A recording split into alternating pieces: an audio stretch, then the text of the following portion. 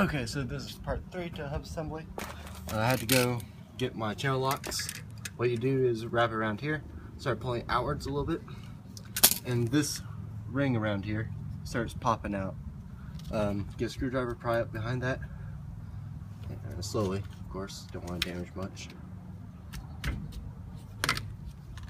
And it'll start to kind of loosen up.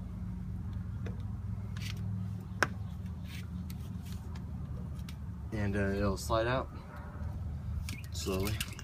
You can help it out.